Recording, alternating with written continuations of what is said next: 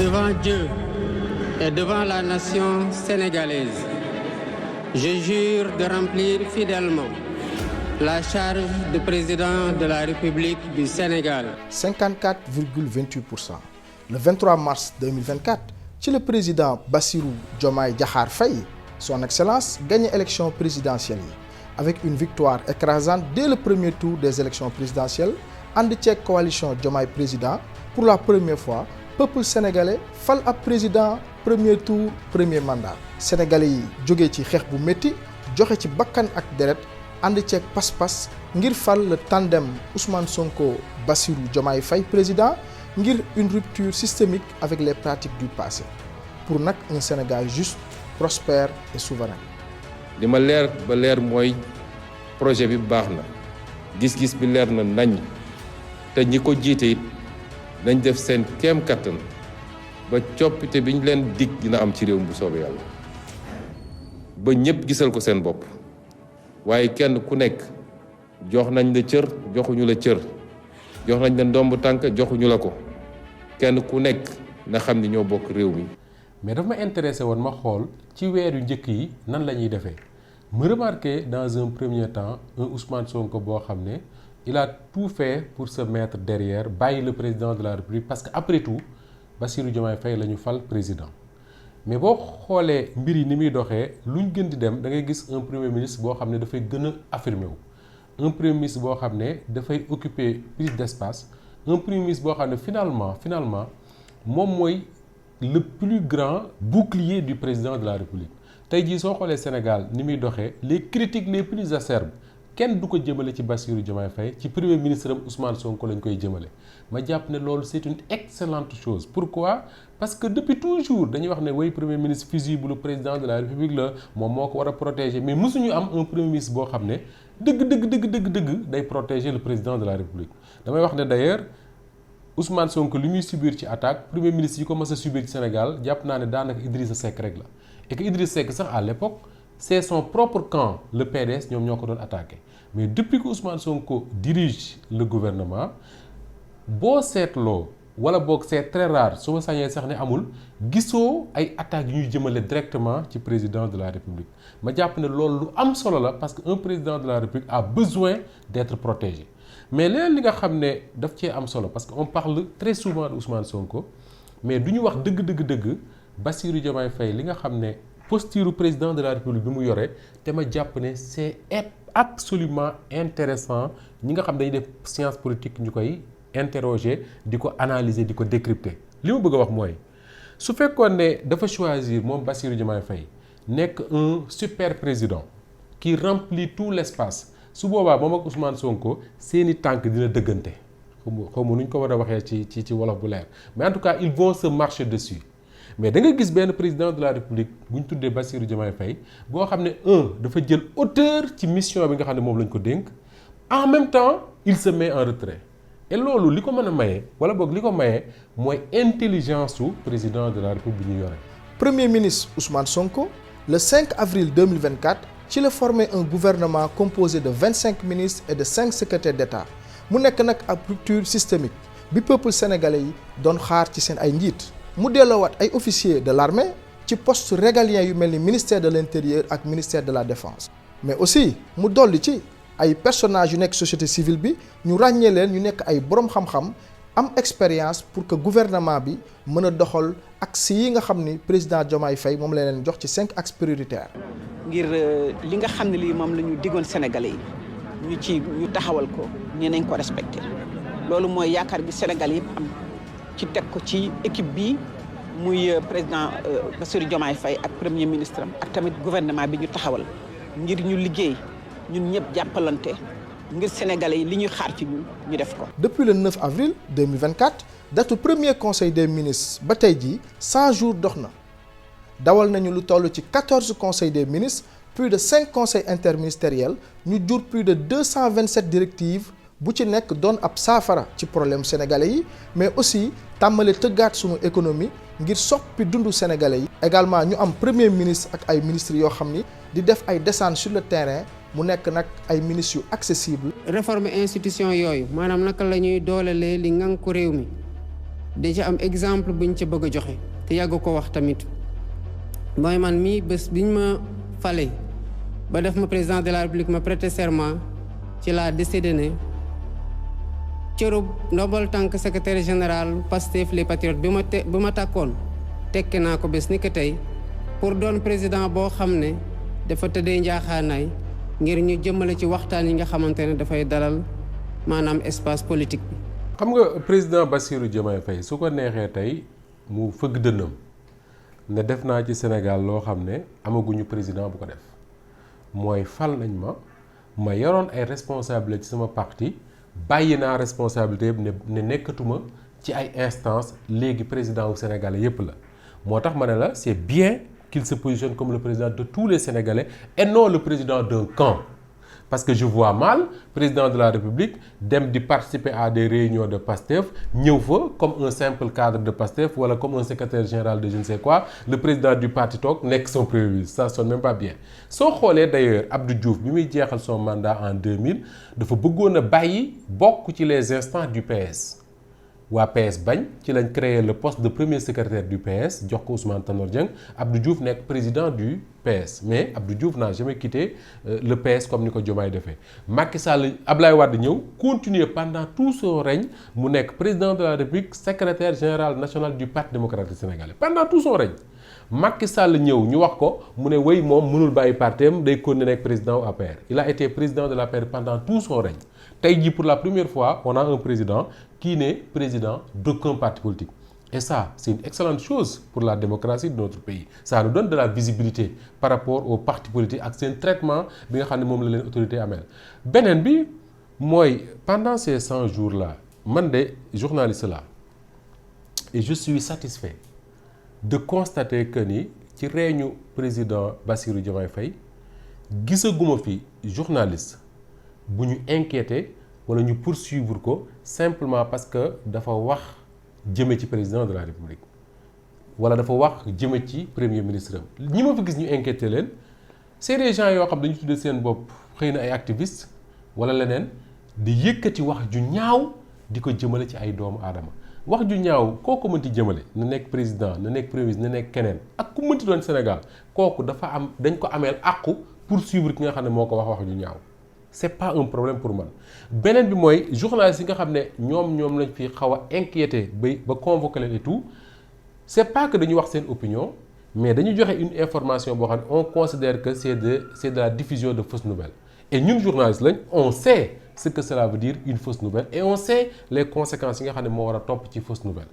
donc pour man c'est satisfaisant de constater au moins que ni les journalistes ils ont la liberté de faire leur travail même ñi nga xam ne dañu contre le régime et contre leen ouvertement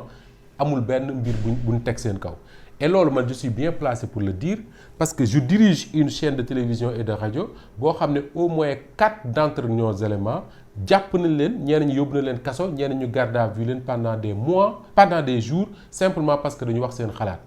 Pape Ndiaye dem na fi kaso Cheikh Bara Ndiaye dem na fi kaso Thioro Maxu Mandela dem na fi kaso te ñoom ñëpp seen seul tort mooy dañuy liggéeyee Walfadjri di wax xëy na à l'époque loo xam ne da doon arranger le Pastef de Ousmane Sonko Pape Sané garde à vue nañ ko fi pendant pratiquement 10 jours avant ñu koy libérer simplement pour avoir défendu le général Jean-Baptiste Tine man mii di wax ak yow j'ai été convoqué devant les enquêteurs de la sûreté urbaine de 10h à 19h simplement parce que je suis le directeur de Walfadjri amul leneen lu ñu ma doon reprocher mais loolu boo ci génnee ñëw am benn régime boo xam ne pendant 3 mois gisoo ñu inquiéter sa beneen confrère pour des choses comme ça mais da nga naan c'est déjà satisfaisant mais soo nee liberté individuelle da ngay wax liberté d'opinion da ngay wax liberté d'expression da ngay wax liberté de conscience da ngay wax sax même liberté de religion mais li ma intéressé man journaliste mooy surtout la liberté d'opinion la liberté d'expression la liberté d'informer c'est-à-dire que cette possibilité bi nga xam ne moom laa am tey mën a toog fii ma toog gis lu ma war a wax ci réew mi ma wax ko te dara du ma ci fekk tant que maa ngi koy teg ci ay chartes mais il faudrait que le président Bassirou Diomaye Faye ak son régime comprendre une chose mooy c'est bien ñoom ñu respecter les libertés mais c'est encore mieux ñoom ñu protéger les libertés xam nga lan mooy protéger les libertés mooy fexe ba journalistes yi par exemple c'est un exemple que je donne mën na concerner d'autres Sénégalais ñu gouvernement fexe ba ñu am liberté wu di informer ni ñu ko bëggee mooy maanaam dimbali leen ci ñu am ay entreprise de presse solide yoo xam ne doo ciy liggéey naan man kat su ma waxee nangam sama salaire mën naa bañ a ñëw parce que diw bu ñu meree day téye xaalisam dootuñu am nangam wala état bu ñu meree day téye ay publicité ak leneen dootuñu mën a am lu ñu fayoo salaire. loolu fexe ba xeex ak loolu c'est une forme de protéger les libertés comme j'ai l'habitude de dire. Il faut également faire de telle sorte que les textes yi nga xam ne mooy régir le métier de journaliste dans ce pays protéger ces libertés là mooy def ko de telle sorte que des textes liberticides qui font que il suffit nga wax lu neexul président rek ñu poursuivre la il faut que Bassirou Diomaye Faye génne presse bi ci loolu. beneen bi mooy il faut protéger cette liberté contre les Sénégalais eux-mêmes. Pourquoi? Parce que mënoo protéger les libertés mënoo nekk un défenseur des libertés tout en sachant que yaa ngi dund ci réew moo xam ne il suffit que un journaliste wax loo xam ne neexul ma Samba wala neexul ma Demba mais dañ ñu koy saaga di ko menacer de mort di ko tëkku di ko def leneen ak leneen. Il faut que le gouvernement ait la main assez ferme contre ces gens-là que nga far ci Pastef ak nga far feneen ak nga bañ a far ci parti képp ku ñu dégg nga yëkkati ay kàddu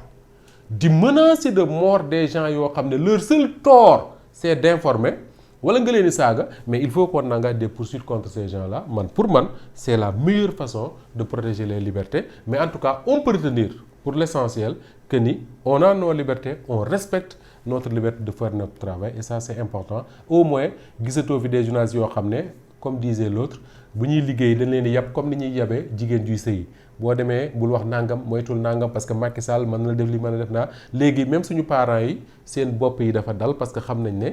on fait notre travail te dara duñ ci fekk tant que ñu ngi koy respecter charte yi nga xam ne ci lañ ko war a teg.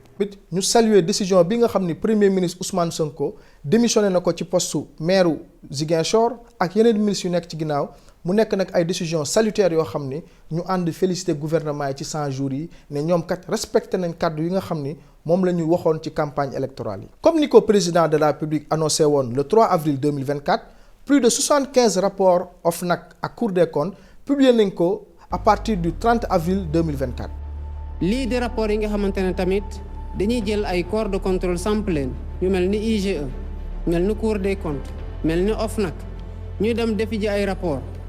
yooyu war a dem ci procureur sénégalais yi nga xamante ne ñoo soxla lu leer ci ni ñu saytoo seen alal mënuñu ko gis loolu bu soobee Yàlla dina jeex ci réew mi ndax fu rapport génnatee ci Cour des comptes génne ci OFNAC askan wi dinañ xam rapport bu lu ci buñ ko dee yóbbu ci yoon nag dinañ ko yóbbu ci yoon bu dee am na ñu ca tuumal loolu yoonay wax ndax taqee nañ ci wala taqeewuñ ci. ci 100 jours yi président Bassirou Diomaye Faye jël na ci ay mesures yu salutaires pour lutter contre la boulimie foncière ak accaparement des terres lu mel ni tabax illégal yu ñu daan am ci littoral bi corniche ouest corniche est terme sud hangar des pèlerins le lotissement dit Mbour 4 wala pôle urbain de Diacksao ci la taxawalee nag ab commission ad hoc pour ñu contrôler ak vérifier ngir une gestion foncière transparente et équitable mais aussi tamit lutter contre la prédation foncière. ci dossier foncier bi nag jot nañ doxantu ba Mbour 4 tey nag ñoo ngi ci zone bi ñuy wax la zone de Mbour 4 comme ni ngeen ko gisee sama ginnaaw fii nii le président Bassirou Diomaye Faye le 1er mai 2024 un mercredi ci la déplacé woon. Et au même moment j'avais entendu le maire de la ville de Thiès dire qu'on lui a donné que 120 parcelles de 200 mètres carrés qu'il devait distribuer à ses concitoyens. Je viens d'apprendre avec les services des domaines que la nouvelle ville de Thiès, qui se trouve principalement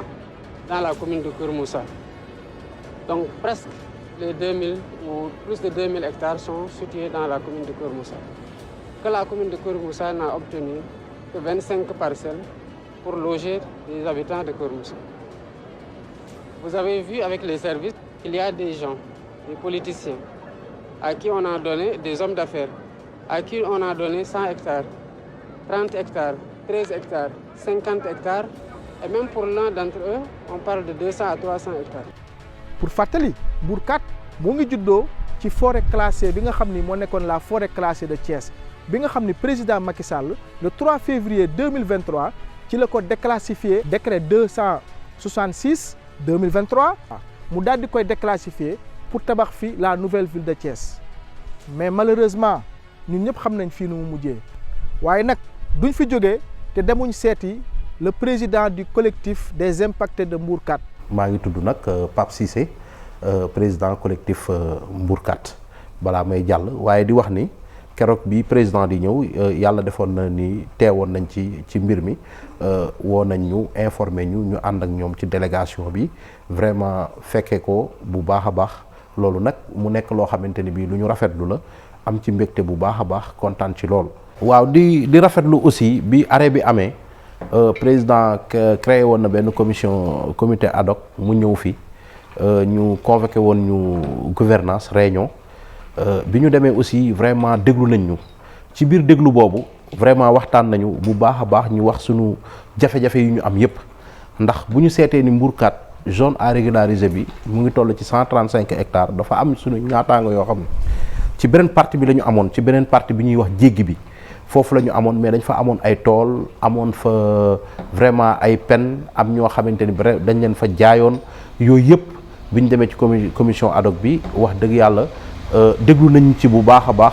ba vraiment expliquer nañ leen situation boobu que ni ñooñu bokkuñu sax ci 135 hectares waaye en tant que njiit ñun dañoo recenser ñëpp jël nañu ñooñu ñëpp wax dëgg yàlla laaj nañ ñu sax wax dëgg yàlla liste yeeg yooyu yëpp wax dëgg ba defar nañ ko sax ba envoyé nañ ko commission ad hoc boobu loolu it wax dëgg yàlla mu nekk liggéey boo xamante ni bi liggéey bu am solo la parce que tey jii képp koo xamante ni yaa ngi Mbourkat ak Mbourkat fi mu toll ak liñ ci wax ci nombre d'hectares yi tey damay jàpp ni warta am benn impact boo xamante ni dafay ñàkk dañuy jàpp ni képp koo xamante ni bi rek am nga ci parti yooyu vraiment ñu yëkkati li nga fa am ñu jox la ko. quant à nag ci mbirum nouvelle ville bi lépp Mbourkat la parce que nag coow li mooy li ñuy faral di wax ñun ñoo waral coow li ba décret de classement wadd tey Mbourkat ba tey jii ñu ne nouvelle ville kon foofu tey vraiment li ñuy wax mooy lépp li nga xam ne tey état mu ngi koy def muy président de la république ak lu mu mënti doon vraiment population Mbourkat war nañ ci wax dëgg yàlla bénéficier wu gis ci seen bopp bu baax a baax a baax. Mbourkat depuis président Diomaye ñëw fa wax li mu wax ci suuf yi ñu fa seddoo ba léegi gisaguma kenn ku taxaw ne man kat am naa fa sama suuf te kenn du ko nangu Pape Diop rek laa dégg mu wax ne am naa fa suuf te nii ak nii laa ko amee. ñi nga xam ne dañ ne mukk waxuñu te ñu wax ne am nañ fa ay centaine de terrains yu ñu leen jox mais c'est parce que yooyu ñu leen jox teguñu ko ci dëgg kon li ñu mën a wax mooy gàcce ngalaama président Bassirou Diomaye Faye moom mi nga xam ne au moins il a osé dem ba foofu gis la fa nekk parce que xamoon na ko déjà parce que un inspecteur des impôts demee loolu mënu ko réer ba pare ne lii dañ koy dakkal suñu ko dakkalee ba pare xool ñi nga xam ne ñooy les impactés xool ñi nga xam ne ay doomi Sénégal lañ bëgg fu ñu dëkk man faa war a am ñu jox leen fa ñu dëkk fa comme ça se fait dans tous les pays du monde nga ñëw fii ci Dakar am ay zone yoo xam ne tey ay nit dëkk nañ fa te bàyyiwuñ xel ne même inondation yi am dans certains quartiers de Dakar dara waralu ko loolu dëkk bu bon dëkkuwaay yu bon rek ko waral pourquoi parce que dëkk ngi nii boo xam ne depuis tubaab bi ba léegi sax dafa am ay yoon yu ñu dagg ne fii ndox daf fiy jaar kenn warul fee dëkk am ay quartiers yoo xam ne du ma ne ay quartiers ay terrain ay hectares yoo xam ne tubaab bi dañ ko fay bàyyi ne fii waruñu fee dëkk c'est des zones non aedificantes yi parce que soit day protéger nit ñi contre avancée wu géej gi day protéger nit ñi parce que bu ndox amee bu tawee ndox yooyu fa la ñuy dem taa soo déggee quartier bu mel ne zone de captage damay dégg Georges Nesta Diop muy wax ne mais buñ nee zone de captage mais c'est pas pour capter ay nit wala muy capter ay bâtiment zone de captage dañ ko fa bàyyi woon ne kenn du fa dëkk parce que ndox yi doon jugee ci yenn quartier Dakar yi comme Grand Yoff comme Yoff ak feneen su wàccee ba zone de captage foofu lay taa kenn dëkk fa woon suuf rek la pendant des heures voire des jours suuf si naan ko mu dem wala leneen jëlee ko fa ndox mi kon ne dem mais zone de captage boobu bu fekkee dañ ñëw def fa ay kër te je dis zone de captage mais y a pas que zone de captage y a plusieurs quartiers de Dakar yoo xam ne loolu moo taxoon ñu bàyyi ko kenn dëkku fa nga fay romb tous les jours di ko gis kenn du fa dëkk mais ces zones là su fekkee ne dañu xëy suba ñëw def fa ay kër ay nit dëkk fa mais bu tawee ndox mi bu wàccee mais amatul fu mu dem fan lay des ci biir kër yi te loolu mën nga ko remarquer fu nekk tey jëlal zone bu mel ne fi ñu tuddee la bande des filaos de Guédiawaye mais dañuy wax ne dafay protéger la Guédiawaye contre l'avancée de la mer et c'est effectivement vrai mais ñi dëkk foofu boo leen laajee mën nañ la wax ne bu daan taw da ngay toog par exemple sa balcon di xool ndox mi muy wàcc di dem nga gis ne ndox mi yoon la bu muy jaar di dem fenn mais foofu bu ñu ko ñëwee tabax fa ay kër ndox mi copain fan lay jaar fan lay des fu dul ci kër yi moo tax ces zones là le président de la République bokk ci les premiers actes yi mu posé mooy ne nañ ko arrêté bu fa kenn dëkkati je dis que c'est très bien bu ñu demee ba toog ba waxtaan ak ay environnementalistes waxtaan ak ay experts ñoo xam ne xam nañ mën nañ ne zone yooyu mën nañ koo tabax dëkk fa dans telle ou telle autre condition te loolu am na ci réew yu bari nga gis comme Dakar ay immeubles yu taqaloo des immeubles de 10 étages yëpp taqaloo ça n'a pas de sens xel moo ko nanguwul tey war nañoo fexe ba fu mel ne fii nekk ci aéroportu Dakar bi nga xam ne leer na ma ne autorités yi dinañ xool lan moo fa nekk mais tey kër yi nga xam ne moom moo fa nekkoon Macky Sall toog fii ne jox na ko CDC mooy caisse de dépôt et de consignation ñuy jaayee terrain yi ay 50 millions ay 75 millions ay 100 millions ça veut dire que ni pour un fonctionnaire sénégalais un fonctionnaire normal yow mënoo faa dëkk parce que amoo ko mais foofu pour man état bi bokk na ci ñi mu war a dellusiwaat comme ni mu dellusiwaatee ci Mbourkat pour ñu xool dans ces zones là comment est-ce qu'on peut faire pour que mu nekk ay zones yoo xam ne du da ngay am alal rek pour dëkk fa mais tabax ko noo xam ne ay nit dinañ fa dëkk mais mu intégrer li nga xam ne tey tous les centres urbains du monde dañ koy intégrer mooy un cadre de vie boo xam ne nit ñi dinañ fi mën a épanouir. On parle déjà de Sandaga ak li fa xew fan yi ñaari fan yi mais c'est partout à Dakar des commerçants installés tout partout sur la voie publique mais loolu li koy régler mooy les zones yi nga xam ne ñoo nekk Dakar ñu bañ a def partout ay kër mais fexe ba mu intégrer d'autres infrastructures yu dul ay villas pour quelques personnes di fa dund ak seen famille. Le 6 mai 2024 gouvernement bu Sénégal publié na listu bateau yu ñu autorisé yu napp ci géeju Sénégal mu nekk nag loo xam ni sénégalais yàgg nañ ko jooy suñuy jën pêche intensive bi nga xam ni daanoon na am suñuy biir géej ay bateau yu mag a mag ay bateau usines yu daan jógee bitim réew ñëw di jël suñu ay jën di ko napp di delluwaat seen réew mu am ay accords yu illégal. man la maa ngi nuyu ñëpp président jeune pêcheur Soumbédioune président bi lu mu def yëpp. vraiment ñun kontaan nañ ci turu Soumbédioune parce que am nañu fiy baat muy moo leex muy jigéen ñi ñëpp mu sàmmal ñu suñu géej gi arrêté bateau de pêche yi loolu Sénégal la ko defal parce que ndaw yaa ko fal ba ñun moo lépp kontaan nañ ci président Diomaye parce que lii du ko arrêté mooy arrêté na dundal na askanu Sénégal te géej gi ñu siy dund ñoo bari président vraiment li nga nekk nii du doos tegee sa tànk rek Sénégal yi dañ gën kontaan vraiment kontaan nañ ci lii ñu ngi koy wax turu Soumbédioune di magax ndaw ñoo fi gën nekk xale dañuy jiital rek si kàddu bi waa Soumbédioune muy dëkku Lébu fukki penc ak ñaar yi ñëpp kontaan nañ ci yow vraiment bëgg nañu nga mu am ar suivre nga topp si projet yi di génn machine yi génn machine yi yomba nga wàññi machine yi yomba gaal yi yomba lépp yomba gars yi mun a jaay jëndi suñu mbokk yi nekk si dëkk bi président Diomaye loolu loo ko defee dañu kontaan ci te yow am nañ ci yow yaakaar ñun Lébu yi ñun géej rek lañu am amuñu dara lu dul géej dañu sàmmalee suñu géej mooy sàmm ak askanu Sénégal bu njëkk dañ dem ñëw di fekk bote yi fii si géej gi ñu yàq géej gi yëpp nekk fii di mbaal diri yi amul contrôle. parce que bote étranger yàq nañu géej gi président Diomaye bote étranger yi yàq nañu géej gi dama bëgg lii nga gën si teg sa loxo. ñun lu ñuy dégg ñun Lébu yi fukki penc ñaar yi barki démb rek Lébu yi dañu toog réunion bañ ko yëgee mag ñi wootee si penc bi. gars yi kontaan nañ ci yaa ngi dooleel suñu napp bi parce que nit liggéeyam bu ko xeeb vraiment yaa ngi ñuy dooleel parce que ñun géej la ñu am jàpp li nga nekk nii doo ko nekkee Sénégal yëpp ñu ngi si yow parce que napp bi dafa dem benn instant dafa dee reste taw ñu nii yow nga ñëw rek ne da ngay dooleel mool yi vraiment ñu ngi lay sant ñu lay gërëm ñu lay sant trop si turu Lébu yëpp na kenn mënta wax développement te waxoo économie président Bassirou Diomaye Faye am na ci vision pour construire un Sénégal juste prospère et souverain Sénégal boo xam ni soxlaatul ñuy dépendre bitim réew mais de manière endogène ci la réew mi war a soqali ko sénégalais yi di ko doxal te secteur primaire bi maanaam agriculture pêche ak élevage bi nga xam ni président da ko jël def ko au cœur de sa vision mu nekk benn levier bu am importance ci suñu croissance économique bu endogène. bay ba pare exporter ko loolu mooy exporter ay job li ñu bëgg a def moom mooy bay ko transformer ko askan wi jot cee jot nga xam ne même su dee yàlla dimbaleen ba ñu jot am autosuffisance alimentaire li ñuy exporter mooy li nga xam ne li ñu transformer ba pare. premier ministre bi sant nañ ko mooy baykat yi dañoo yàgg jooy ne engrais bi ak semence bi nga xam ne nii moom la leen gouvernement bi di jox duñ ci di jot ren nag maa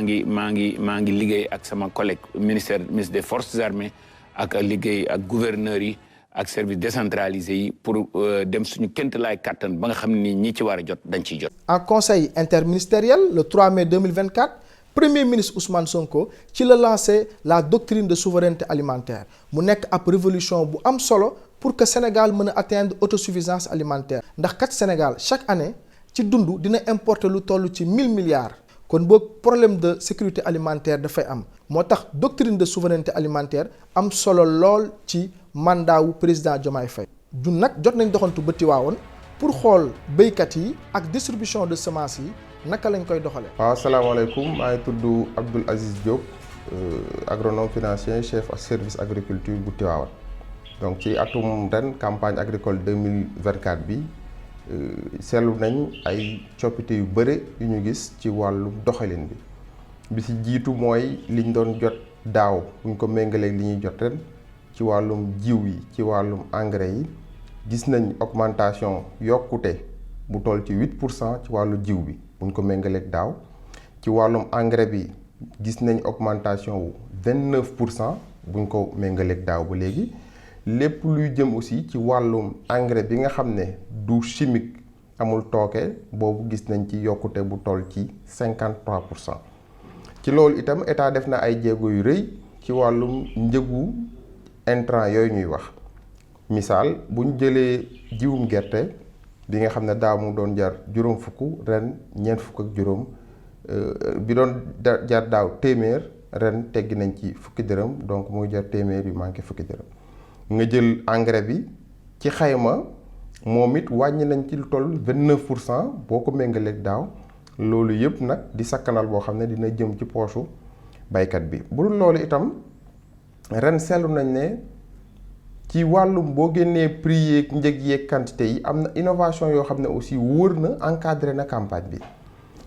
donc là ñu ngi constaté ne bi si jiitu mooy intégration wala position bu bees bi nga xam ne jox nañ ko les forces de défense et de sécurité la gendarmerie wala police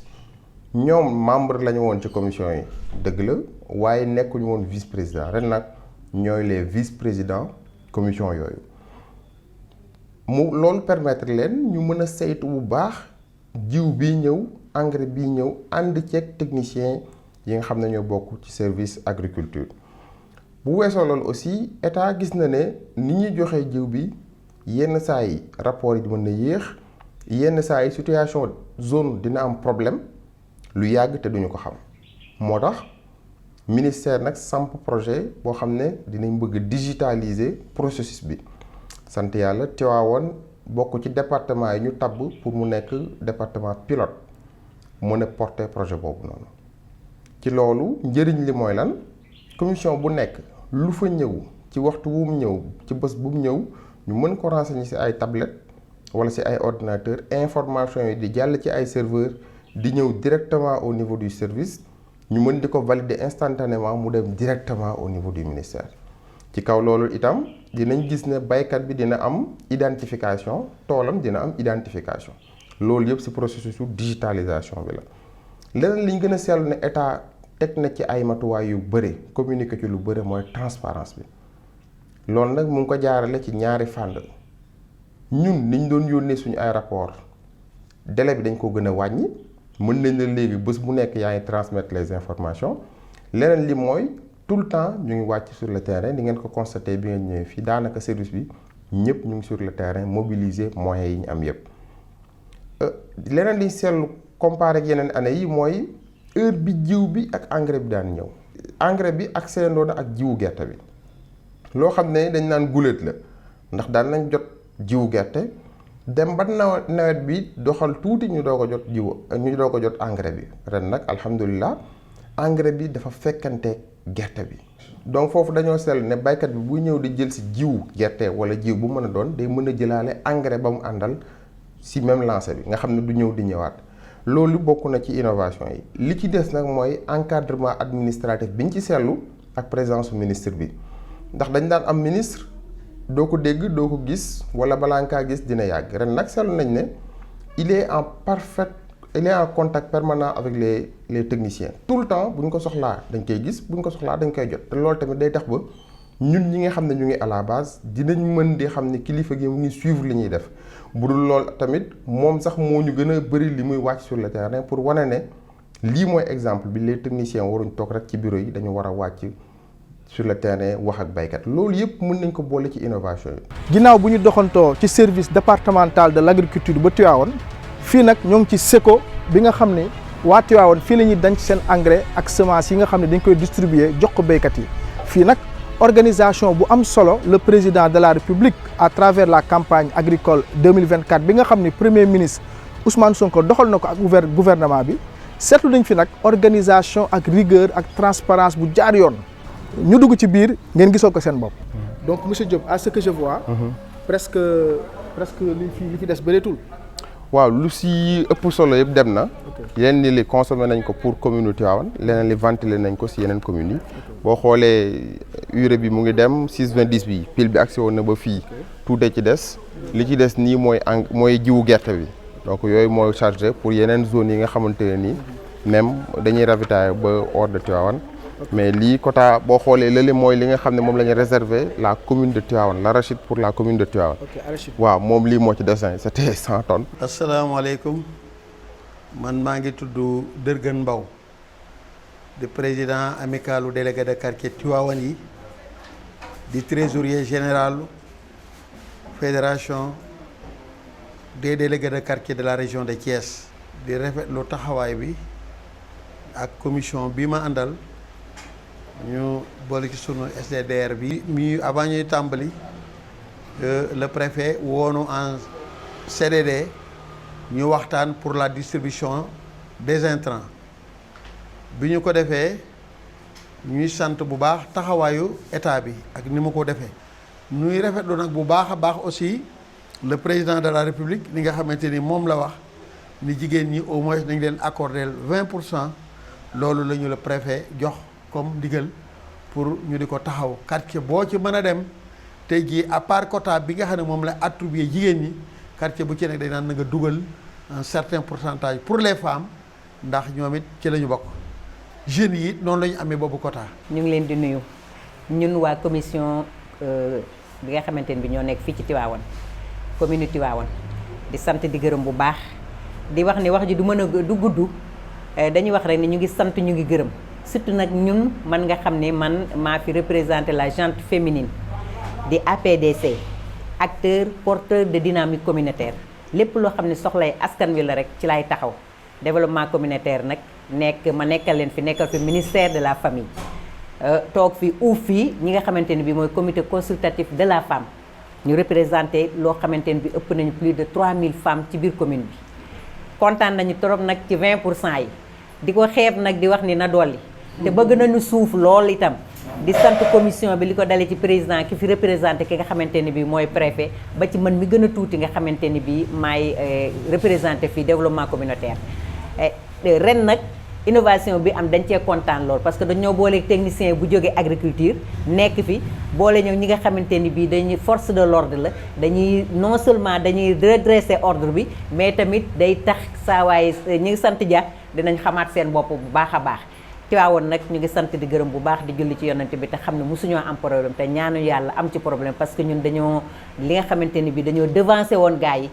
def suñu loo xamante ni bi délégué de quartier dañu def seen quota ñoo jox ñu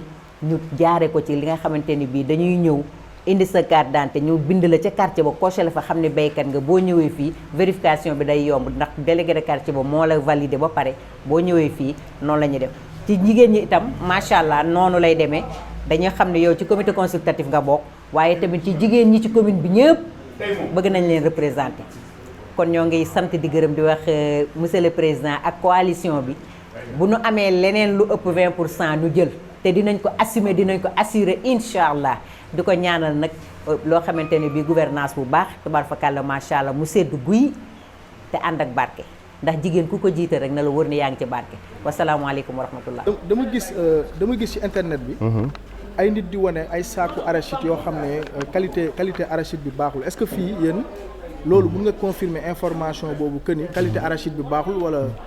waaw xam nga loolu day fekk déjà nga am arachide en coque. fekkee xott la ci nga koy lay ak yooyu di génne ay suuf ñun fii nii semence décortiquée lañ yor maanaam semence boo xam ne xolli nañ ko ba pare baykat bu ko jëlee da koy mën a dem jiwi directement donc voilà différence bi nag mooy bu fekkee en coque la dinañ ko mën a defal étiquette R2 ak yooyu quand c'est décortiqué mënatoo koo def ndax semence en coque la war a nekk mais ñun loolu moom dégg lañ ci am que zone yi nga xam ne ñuy lay ak yooyu parce que semence su gerte bu fekkente ni c'est déjà décortiqué ajootul nga di ko lay donc ñun fii liñ jot yëpp décortiqué la te bi mu ñëwee réceptionné nañ ko ubbi nañ ko def nañ yenn contrôle yi gis nañ ni semence bi mën na nekk semence bu baykat yi mën a jëfandikoo. Donc j'ai constaté que à l'entrée am na ay dames ay góor vraiment ay kilifa yu fi nekk di liggéey béykat bu ñëwee présenté carte d'identité loolu noo koy mën a expliquer par rapport ak si transparence la wala fii ngeen di jëlee information yi pour joxe ko ci ordinateur bi comment ça se passe distribution bi waaw loolu mooy routine transparence bi parce que bu ñëwee baykat bi bu ñëwee contrôle de conformité la ñuy njëkk a def dinañu xool ba xam ki ñëw nii war naa am ak est-ce que moom la vérifier carte d'identité xool ko bu ñu weesoo étape boobu noonu am na quota bu mu war a am 50 kilos 100 kilos et cetera ñu jox ko bon bindal ko ci li mu war a am mu génn ñëw ci sako bi récupérer ko am na ci nag foo xamante nii transparence lañ ko mën a wooye parce que on a séparé ñi nga xam ne ñooy enregistré di vérifier di joxe bon ak kii joxe semence bi on les a séparés donc kay day jógee fële bàyyi fa une copie ñëw fii kii joxe nga xam ne le soir on pourra faire le point opérateur bi dina mën a xam lan la jaay lan moo des commission bi dinañ mën a xam lan moo fi jóge lan moo des donc noonu la processus bi du doxee ni ngi leen di gisee noonu toute la journée dañ fii nekk commission bi yëpp y a le secrétaire le représentant des services techniques et cetera. léegi jot nañ fi interviewé léegi chef de quartier waaw ban importance la am cette année ngeen impliqué le chef de quartier mu bokk ci liggéey bi waaw chef de quartier yi xam nga état démembrement am noonu lay demee boo ko wàccee weesu communes yi weesu arrondissement yi weesu région yeeg yooyu day wàcc bu au niveau village wala niveau quartier donc comme on dit le chef de village c'est le représentant de l'état ci village bi mu nekk de même que le chef de quartier donc ñoom ñoo la gën a xam déjà ku fa dëkk ku fa dëkkut kuy bay ku dul bay et cetera donc point nit dina ñëw présenté wu ne man maa ngi dëkk fii le chef de quartier pourra intervenir pour dire que ne kii dëkku fa feneen la dëkk ñu contrôler ci statistiques yi contrôler ci enquêtes yi dinañ mën a xam ba xam loolu am na wala amul déjà loolu benn rôle la beneen rôle bi mooy dinañ mën a informer village ba wala quartier ba bu dara ñëwee ñu yëgal ko moom mu yëgal leen ñu organiser wu mën a ñëw jël si liñ fi am donc c'est important que ñu bokk ci dispositif yi suñ cee jug mais cette fois-ci quand même on a fait de sorte que ñoom ñu gën cee mën a impliqué wu gën cee mën a doxal. donc merci beaucoup. merci à vous. en tout cas j'espère que leer na ci yéen. gis ngeen monsieur Diop vraiment accompagné nañu. waxtaan nañu dox nañu wan nañu li am solo ci campagne agricole bi nga xam ne gouvernement bi daf cee mobiliser ay moyens yu am solo lu mu sàmm. donc monsieur Diop. jërëjëf. ba beneen yoon. toujours en matière d'économie son excellence a aussi rencontré dialogué na ak organisation patronale yi mais également aussi ak syndicales yi ak organisation syndicale yi le mardi 23 avril di firi nag son engagement à la concertation mais aussi surtout fexe ba entrepreneurs sénégalais yi nekk ay champions nationaux mais également aussi ñuy défendre droit des employés au Sénégal. ci 100 jours yi également en conseil des ministres le mercredi 17 avril 2024 le président de la République dafa annoncé la création d'une direction chargée des affaires religieuses et de l'insertion des diplômés de l'enseignement arabe mu nekk nag décision bu am solo ñun nag jot nañ seeti un doctorant en civilisation arabe boo xam ni Cheikh Anta Diop la nekk. yàlla def na Babacar Touré lañ tudd comme ni nga ko waxee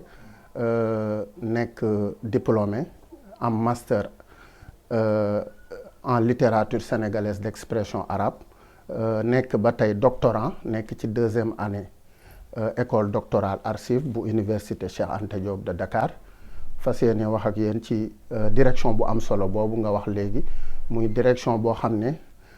li ko tax a jóg mooy affaire religieuse lépp lu jëm ci wàllu diine waaye li ci topp mooy naka la ñuy fexee ba diplômé yi nga xam ne dañoo am diplôme en langue arabe ñu mën leen a insérer ci administration bu Sénégal. mu nekk lu am solo di nag une grande première nag ndax boo seetloo jéego yu bëri mës na am gaa ci langue arabe mais dafa des bii nag li ci am solo mooy direction la boo xam ne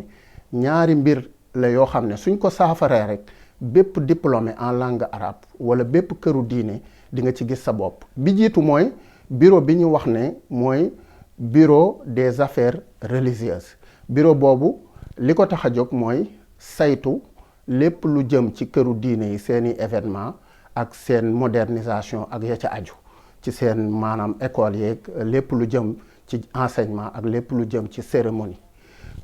ñaareel bi mooy insertion des diplômés en langue arabe loolu dafa nekk lu am solo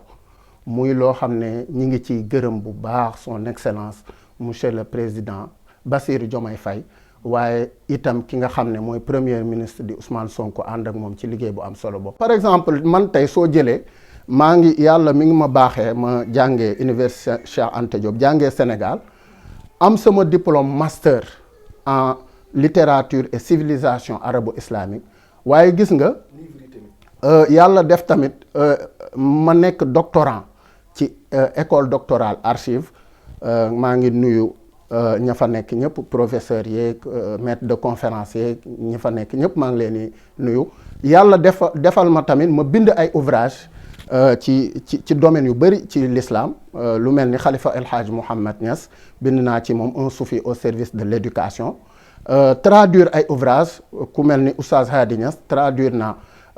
ouvrage am bu mu tuddee Sahibul Basamaati Rasikha wal Karamatil Khalida auteur des marques indélébiles et des prodiges éternels traduire ay ouvrage yoo xam ne ci suñu waa kër gële di Tiwaawan lañ bokk def ay liggéey yoo xam ne ci ay article de recherche scientifique lañ yu bëree bëri bind ko ci l'islam ak civilisation arabo-islamique waaye gis nga ba tey yàlla def na maa ngi liggéey ci tribunal du commerce alors que mënoon naa gën a servir feneen. moo tax damay saluer bu baax a baax décision bi ñu jël ci création bi ñu créé direction boobu nga xam ne des affaires religieuses la et de l'insertion des diplômés en langue arabe rawatina nag rattaché bi ñu ko rattaché ak présidence de la république loolu day wéral day firndeel ne am nañ bu baax yëg-yëg waaye am nañ yéene bu baax ci ñi nga xam ne dañoo am diplôme en langue arabe rawatina ñi nga xam ne ñi ngi génnee ci suñu mag ñu baax ñi mel ni Cheikh Ahmadou Bamba Alaaji Malick Alxaaji Abdoulaye Niass waaye Bou Kounta ak képp koo xam ne kilifa nga ci diine bi di ko ñaanal yàlla may ko tawfiq may ko najaax may ko résultat nataij yu kawe. Le mardi 11 juin 2024 ci la réewu Sénégal daal di produire son premier baril de pétrole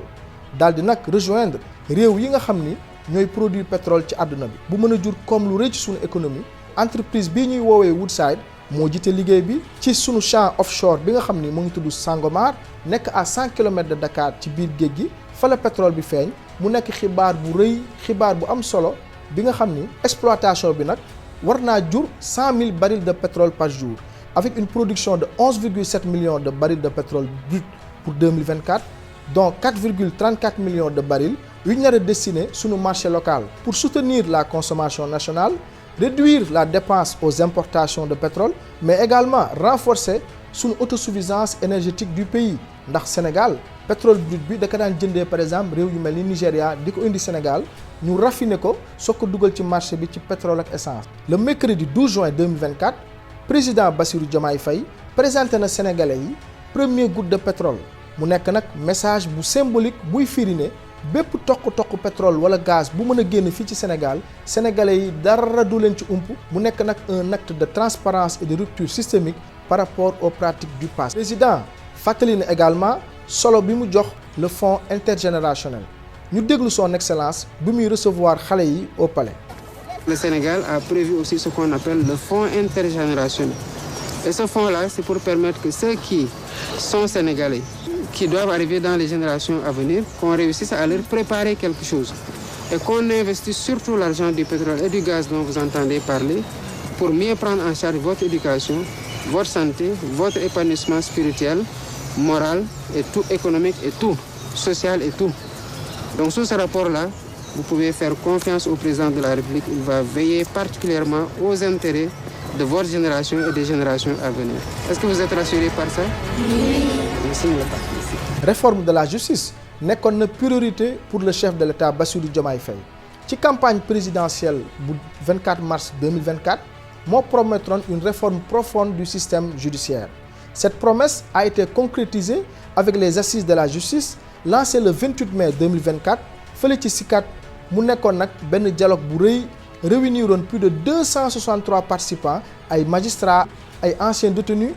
société civile bi pour ñu waxtaan réformer moderniser sunu justice. Mais également pour que Sénégal yëpp mën a bokk ci waxtaan bi améliorer la perception bi nga xam ni Sénégal am na ko ci justice am moo tax mu taxawal plateforme jubbanti mu nekk une initiative participative. Grâce à cette plateforme jot nañu am lu toll ci 5492 contributions. Les objectifs donc assignés à ces assises, c'est d'abord la consolidation d'un système judiciaire indépendant, transparent, efficace au service des populations. Ensuite, il y a l'accélération du processus d'informatisation et de dématérialisation des procédures. Il faut y ajouter, entre autres, la promotion de la bonne gouvernance économique et financière, de même que la reddition des comptes. Bi waxtaan bi wéyee nag sénégalais yëpp joxe seen xalaat assise bi jur na ay conclusions. Le 4 juillet 2024 lañ ko remettre président de la République du Sénégal. di leen wax ne rek liggéey gii ngeen liggéey du bokk ci rapport yi nga xamante ne dañ koy joxe ba pare dugal ko ci tiroir yi. ma bëggoon rek fàttali sénégalais yi man Bassirou Diomaye Faye président de la République du Sénégal xam naa fan laa jaar ba toog fii du ci pexe du ci amul benn pexe boo xamante ne ut naa ko pour toog fii donc du ma ut pexe pour des parce que pexe desloowul ful nit pexe taxul toog fii lenn rek laa ameel sénégalais yi ci temps bi nga xamante ne moom la ma yàlla natal ci fii ma toog mooy naka lay def ba lépp li nga xamante ne mën nañ ko soppi bu ma fi doo jóge ñu def ci jéego yoo xamante ne ku ciy ñëw tamit loo ciy continuer fekk ne sori na kon lu ngeen déggoo ci rapport bii lu ngeen ci déggoo te mu nekk loo xamante ne ñi nekkoon ci jam ñaajo ak ñi nekkoon ci plateforme bi ak ñi nga xamante ne ñooy kuréel yi leen yónni wala ñu teewal leen foofu juboo nañ ci loolu mën ngeen commencer dès demain di xool naka ngeen defee matérialisation réforme yooyu. Les seuls sur lesquels mën nañ am retard à l'allumage mooy ñi nga xamante ne dañu am incidence directe sur le plan financier pour lesquels l'assentiment du ministère des Finances et du Budget est important dans le cadre d'un cadrage budgétaire que lui seul est à mieux même de valider sous la houlette du Premier ministre et sous ma validation. Lu jëm ci éducation ak enseignement supérieur ci 100 jours yi jot nañ fi def ay jéego yu am solo jot nañ ko réaliser. Le paiement des arriérés des bourses étudiants, recrutement programmé, plus de 5000 enseignants ont reçu le jeudi 30 mai 2024 leur acte administratif d'admission aux examens professionnels CEAP ak CAP. Mais également lu jëm ci règlement du chevauchement académique, ministère de l'enseignement supérieur en collaboration avec les acteurs universitaires liggéey na ci régularisation du chevauchement académique bi nga xam ni depuis 2015 ba tey coûté na état du Sénégal lu toll ci 400 milliards de francs CFA. Régularisation bi permettre nañu remettre calendrier universitaire bi en ordre ba nga xam ni képp ku am bac 2024 dootoo xaar ba 2025 wala 26 ñu soog laa orienté mais da ngay am bac 2024 ñu orienté la 2024 comme circulaire bii ngeen di gis ni. asalaamaaleykum mbokk yi maa ngi tudd Birane Seck nekk étudiant fii ci université Cheikh Anta Diop de Dakar nekk aussi représentant d'étudiants au niveau national ainsi aussi tamit de ma région de Kaolack yi nga xam ne carrément mën naa yor lépp li nga xam ne mooy wàllum social. Vraiment nous avons senti que depuis l'arrivée du président de la République son excellence monsieur Bassirou Diomaye Faye nous avons vu beaucoup de changements au niveau du COUD, à savoir récemment la nomination de notre nouveau DG, docteur DG Néné Mbodj, qui a été étudiant ici à l'université de Dakar jàngee fii nekk fi président faculté des sciences faculté de l'échange humain def fii di nga xam ne carrément moom la étudiants yi doon ñaxtu mu revendiqué ko fii ba tey étudiants yi di jëndee tey ay tickets 100 francs 50 francs ici à l'université loolu combat am loolu. tey jii nag on a senti que depuis l'arrivée du président de la République monsieur Diomaye Faye université stable na jàmm am na université déggatoo leen xeex déggatoo leen dara à l'université étudiants yi dañuy jàng normalement ñibbi normalement gisoo leen la libre circulation des étudiants kon boo xoolee université kon lu mu mel tey jii mën nañ jàpp ne jàmm am na à l'université. bon di ko kontaan nañ ci yi nga xam ne carrément moom ne 5 mois arrêt yi nga xam ne ministre de l'enseignement supérieur Abdourahmane Diouf def na ko pour fay étudiants yi seen bourse arrêt yi yëpp en même temps aussi tamit bourse yi instant bi ñu ngi koy fay à temps réel étudiants yi ñu ngi jot seen bourse à temps réel chaque le 5 du mois ñu ngi jot seen bourse loolu nag voilà loolu c'est à saluer. mais aussi une directive historique pour l'éducation au Sénégal premier ministre Ousmane Sonko jël na ko pour faj benn injustice corriger anomalie bi nga xam ni mooy toucher éducation nationale lu jëm ci élèves yi nga xam ne amuñu acte civil yu dul mën a def examen. Il a donc ordonné leur régularisation pour inclure tous les élèves ci 100 jours yi ci mbirum santé également noté nañ ci 10 milliards de francs CFA bi nga xam ni remboursé nañ ko à la couverture maladie universelle. dette bi taxoon na sénégalais yu bëri yu doon bénéficier wu ci CMU bi amoon problème pour faju ndax bor bi nga xam ne état amaloon na ko structure de santé yi initiative bi soulagé na en même temps les établissements sanitaires mais aussi soulagé na sénégalais yi nga xam ni dañuy bénéficier wu ci gratuité des soins. lu jëm ci wàññi dund bi également ay mesures yu am solo ont été prises pour alléger le fardeau des sénégalais. ñu seetaan reportage bi nga xam ni jot naa doxandu ci benn daara bu nekk Almadies 2 daara Kër Sambaraxi Dramé bi nga xam ni Oustaz Mahmoud Dramé moo koy jiite. bismillah asalaamaaleykum wa rahmatullah ñu ngi leen di nuyu bu baax di leen siyaare di rafetlu seen teewaay fii ci daara ji di daaray Sambaraxi Dramé fii ci quartier Lébu gi 2000 ci njiital Alhaji Mahmoud Dramé nga xam ne mooy kilifa gi nga xam ne moom lañ toog fii di wax ay kàddoom moom di rafetlu nag seen ñëw ci wàllu wi ngeen ñëwee ci dund bi pour wàññi gi wax dëgg yàlla ñun gis nañ ci suñu bopp. waaw chaque jour danañ jënd 55 kilos mburu ñu koy daa jëndee 175 léegi nag biñ ko wàññee ñu ngi ciy gagné bis bu nekk 1250 1650 biñ ko xaymaa ci weer bi li ñu ci am ñu ngi ciy gagné 41000 yu topp kon loolu am na solo lool. ñu gënoon a bëgg nag itam ci wàllu dund wi di ceeb bi ak diwlin gi itam wax dëgg yàlla wàññi bi am na solo lool. waaye suñu sañoon it mu gën a yokk ndax fii daara ju mag la te li ñuy utiliser bari na trop ba tax na yooyu yëpp am na solo lool bëgg nañ daal ñu gën cee gis suñu bopp comme ni mburu mi ndax mburu mi wax dëgg yàlla 41000 mën nga ci am ñaari saa koy ceeb yu teg kon boobu wàññi moom fa tawarkal la. waaw xam nañ bu baax ne biñ commencé ak léegi 100 jours di kii dund bi wax dëgg yàlla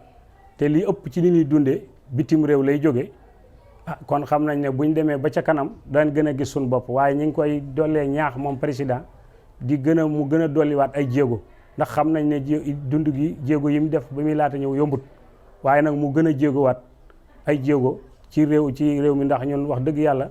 am nañ ci cofeel ci moom lool te xam nañ ne liñ bëgg mën na ko te mi ngi ci yoon wi yoon woowu mu nekk nag yàlla na ko ci yàlla gën a jàppale ñu ko ci gën a ñaax mu gën a bàyyiwaale xel ñun waa daara ji. toujours ci amélioration coût de la vie gouvernement du Sénégal ci tabaski 2024 bi doxal na gestion bu am solo. pour la première fois au Sénégal ñu gis premier ministre mobiliser tout son gouvernement pour la réussite du tabaski. bu weesoo disponibilité xar yi mun nañ wax aussi tamit déploiement de 100 bus de Dakar Dem Dikk pour la tabaski. Ligné Saint-Louis, Kaolack, Louga, Diourbel, Touba, Fatick entre autres destinations. Dakar Dem Dikk essaie de satisfaire ces Sénégalais qui puissent se déplacer dans les meilleures conditions possibles. Se déplacer dans les meilleures conditions pour passer une bonne fête de Tabaski en famille. C'est d'ailleurs tout ce qui justifie le renfort de bus par la direction générale.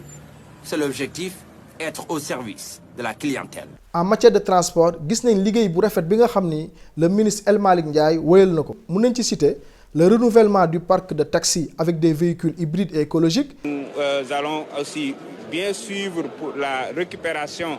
des taxis qui ont été remplacés parce qu'il s'agit d'un renouvellement afin de les envoyer à la casse parce que dans un court, moyen et long terme, nous voulons qu'au Sénégal, disposer des moyens de transport modernes qui sont compliants, qui sont conformes et surtout qui vont assurer la sécurité routière et une qualité de service pour nos citoyens. ci 100 jours yi également mun nañ ci noter mise en service du BRT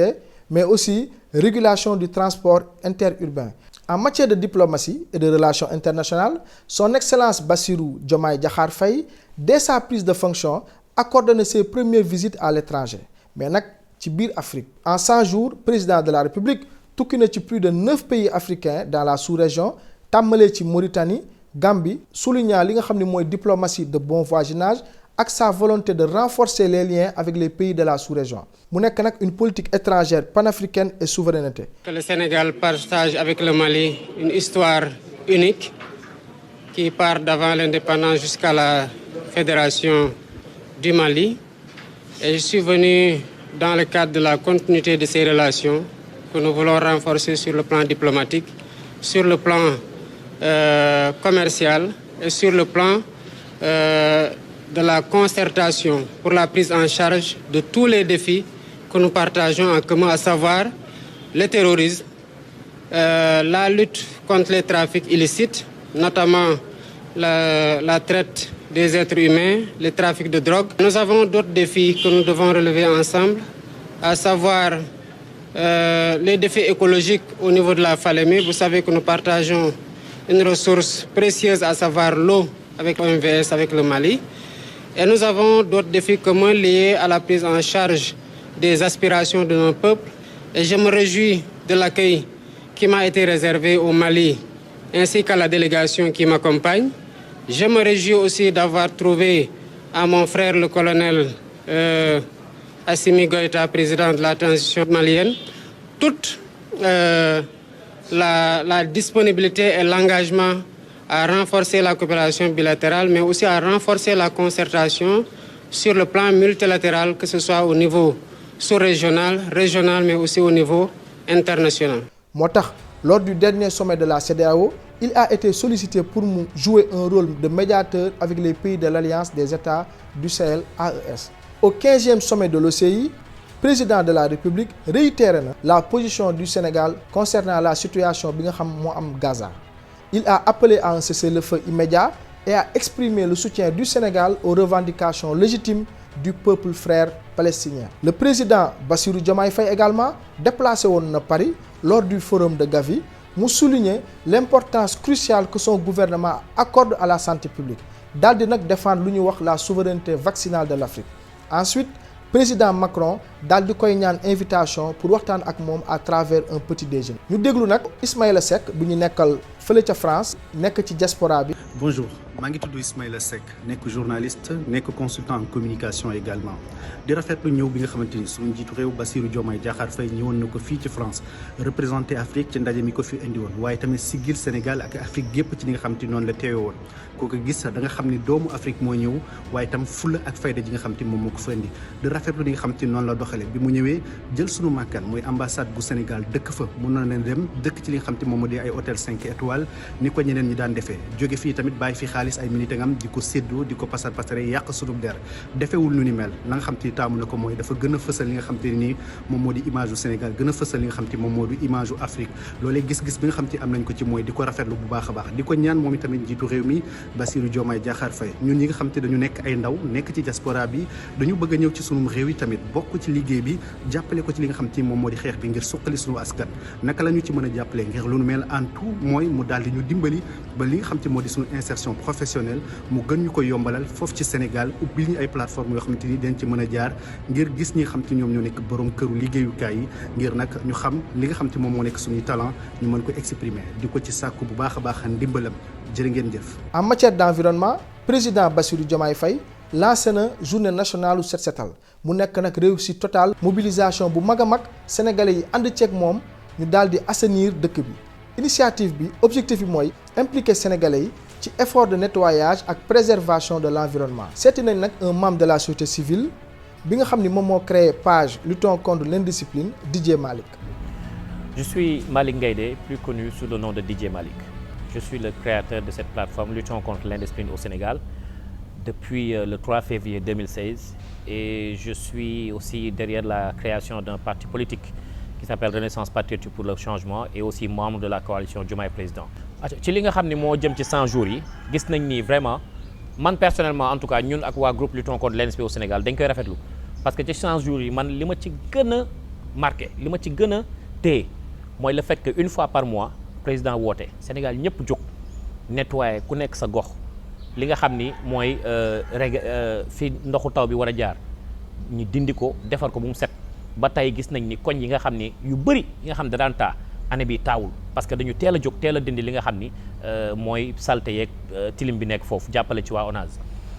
Deuxième journée mu amaat muy côté ba tey nettoyage muy loo xam ne ñun je peux dire 8 ans ci ginnaaw ñi ngi ko commencé def xaar ñu woon tey président woote wala kenn woote dañu ko doon 8 ans ci ginnaaw tey ci 100 jours yi président fexe na ba def nañu 2 fois li nga xam ne mooy journée de nettoyage un peu partout au Sénégal ñu ciy kontaan te tamit tooguñu croiser les bras parce que mënoon nañ ne depuis 8 ans ñu ngi koy def mais non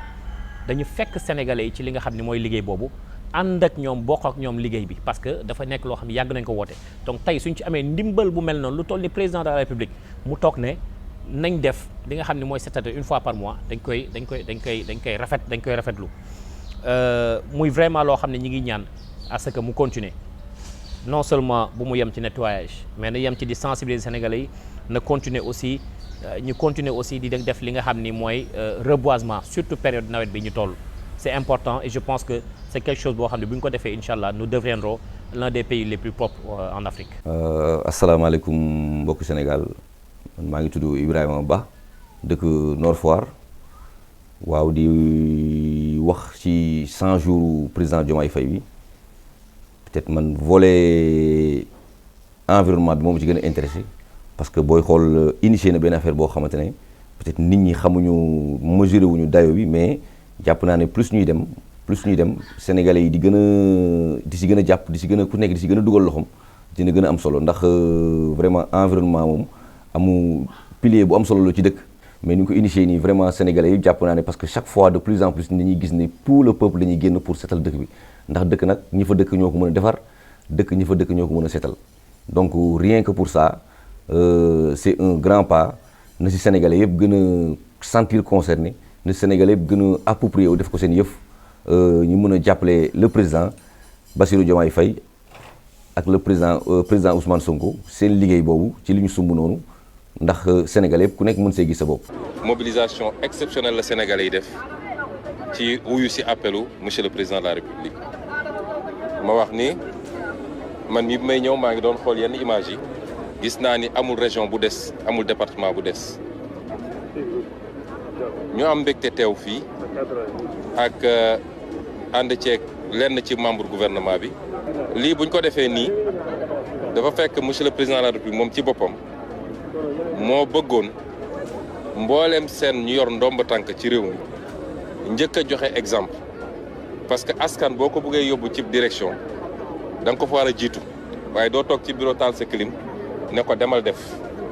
moo tax moom ci boppam moo njëkk a génn tey. mënuñoo boucler 100 jours yi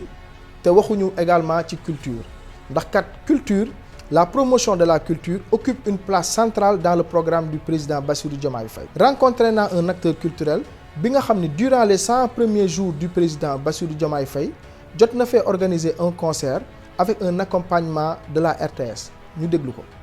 Bonjour, salam alaikum, c'est Mamadou Chaïm Diop, entrepreneur culturel, promoteur de spectacles. Donc ñu bëri xàmme nañ ma ci événement yi nga xamante ne ni jot nañ koo def que muy show of the year que muy yeneen événement yi grand théâtre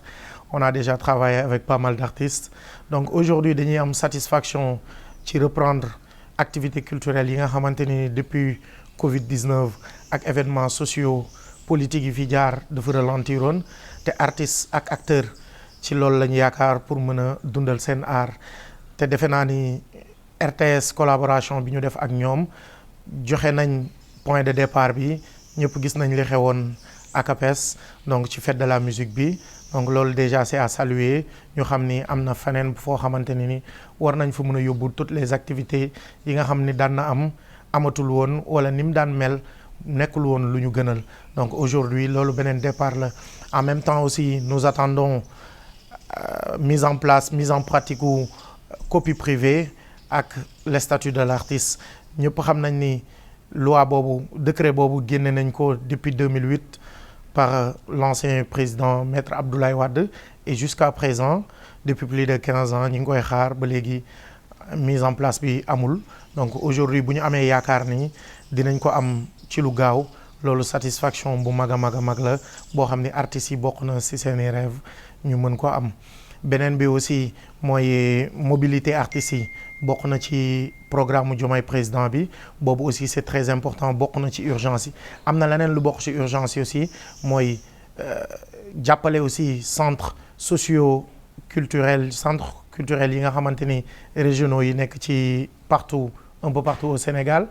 en même temps aussi ñi nga xamante ne ni mooy créer yeneen infrastructure yu bees culturelle pour nit ñi mën ci di dundal seen art mën ci diffuser wu pour sunu culture mën a exporter wu un peu partout dans le monde donc merci beaucoup. c'est vrai que en 100 jours seulement mënuñ fay wax bilan mais nag gis ngeen liggéey bu am solo yi nga xam ni président Bassirou Diomaye Faye entreprendre na ko ci 100 premiers jours yi. lu toll ci 227 directives moo gouvernement bi nga xam ni premier ministre Ousmane Sonko moo ko jiite ñu doxal ay actions yu significatives pour transformer le Sénégal sous un leadership des réformes majeures ci secteur bu nekk démontrant une détermination à instaurer une gouvernance transparente équitable efficace. Le premier ministre Ousmane Sonko joué na ci nag benn rôle bu crucial pour accompagner réformes yi. Ensemble tandem président Bassirou Diomaye Faye et Ousmane Sonko premier ministre réussir nañu revitaliser waat économie Sénégal renforcer inclusion sociale promouvoir une diplomatie proactive mais aussi tamit restaurer jàmm ak salaam ci réew mi bi nga xam ni sénégalais yi namoon nañ ko. en fait peut-être sant leen gërëm leen ci déplacement bi ak ci waxtaan bi mais également wax benn mbir mooy Sénégal ñun ñëpp dañoo d'accord au moins que ni 1960 ba léegi ni ñu ko yore baaxul loolu moo tax les Sénégalais surtout la frange la plus jeune xëy suba ne par force dañuy changer système. ku tudd Ousmane Sonko di leen ci woo ñu gëm son discours ànd ak moom ba daaneel système mais daaneel système ne veut pas dire changer système changer le système ça va prendre du temps moo tax man j'insiste sur un fait mooy il faut que les Sénégalais autant qu'ils restent exigeants parce que nguur soo ko jiitalee da ngay exigeant mooy di demander li nga war a demander mais il faut que également qu'on soit patient xam ne comme disent les Wolof ndar xëyul sotti régler problème mu Sénégalais yi ça va forcément prendre du temps. jërëjëf. fii nag laay mën a yem ci bilan wu 100 jours yi am na ay décisions yu am solo yoo xam ni jot nañ ko jël aussi ci yeneen secteur xam naa si l'occasion se présente dinañ ci ñëwaat di leen gërëm di leen sant mais également aussi di gërëm ñi nga xam ni participer nañ tey ci bilan wu 100 jours yi déplacement yi ma dem defi remercier structures état yi nga xam ni comme département de l'agriculture bi nekk Tivaouane accompagnement bi ñu ma accompagner visiter loo ma yenn taxawaay yi aussi collectif de Mbour 4 maa ngi leen di remercier aussi le grand Moustapha Diop bi nga xam ni mooy directeur Walfadjri également remercier képp koo xam ni participer nga dimbali ma ci réalisation programme bi nii di remercier samay caméraman di remercier sama équipe bi nga xam ni sur le terrain déplacement yi ñu doon def ci sous-région bi pour que ngeen mun a am benn aperçu rek ci li nga xam ni président Diomaye Faye liggéey na ko ànd ceeg son premier ministre Ousmane Sonko pour Sénégal mën a changer di leen jox dig daje beneen yoon ci beneen thème ci beneen actualité jërëjëf Djibril Gueye président du mouvement Sénégal Dignité pour tous di leen wax ni mun ngeen ma rejoindre ci Twitter @jamaksalaam également sur TikTok également sur YouTube également aussi sur Facebook di leen wax jërëjëf di leen joxaat dig daje beneen yoon ci beneen thème ci beneen actualité jërëjëf